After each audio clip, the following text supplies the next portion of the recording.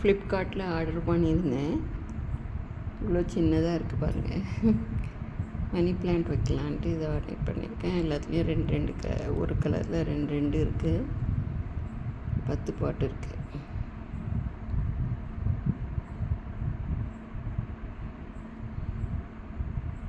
Table rose, money plant, jade, அது மாதிரி சின்ன சின்ன பிளான்ட்ஸ் வச்சுக்கலாம் இதில்.